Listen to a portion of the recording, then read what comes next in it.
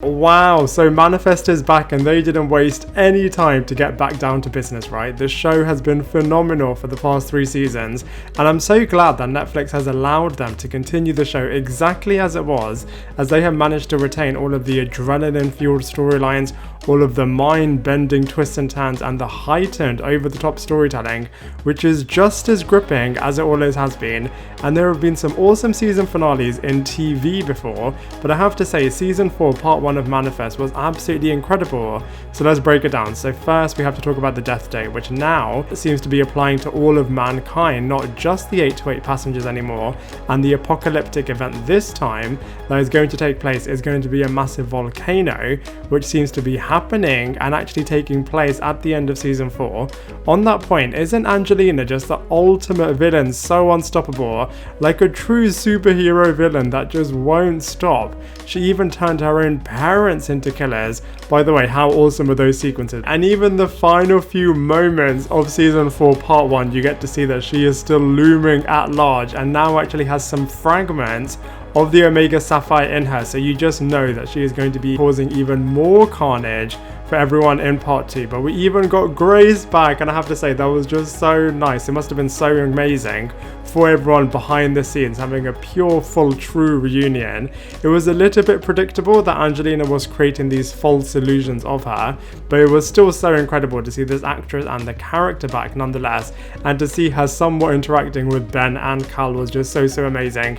And it was just so nice for the audience as well, who were just so heartbroken at the end of season 3 when we saw that Grace was dying. So it was just really nice to kind of see her somewhat being returned. And Zeke made the ultimate sacrifice at the end and took away Cal's cancer in order for Cal to continue on living, and took on this life-threatening disease. I have to say, on that point, Ty is a really great new addition as the older Cal. It is still nice to see the younger actor still running around and having his own scenes in there here and there as well, but I have to say this new actor is really brilliant and really does make this role his own, while still continuing and making it believable that it is an older version of this character. But it was super emotional when Zeke was on the phone with Michaela and telling her that he is going to be passing away now. It was just so sad, and next season is just going to be so heartbreaking to see the fallout from this. And on that point, Cal returning and being at the epicenter of this show once again after he took a little bit of a backseat, I have to say, in season 3.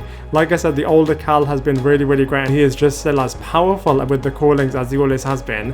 And it's a little bit similar actually, because Eden is equally really powerful, and she has kind of taken up the drawing mantle that Cal was known for in season 1 and in season 2.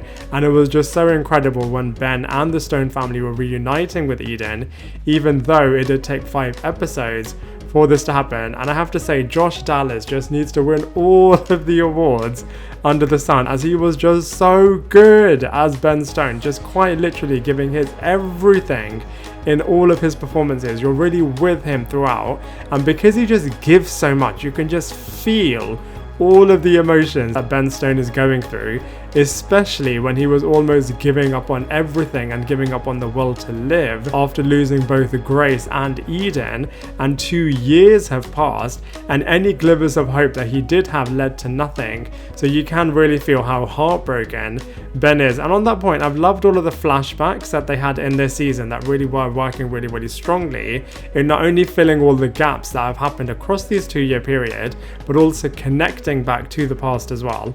And then it must have been so euphoric for the Ben character when he finally does then find Eden, and then he still isn't able to be happy for that long, as Cal's diagnosis then happens, along with more challenges with Angelina, and still trying to figure out what on earth is going on with the wider mystery. So I have to say, Josh Dallas was just absolutely phenomenal as Ben Stone in this season. Mick, as always, is a really great co-lead in the show.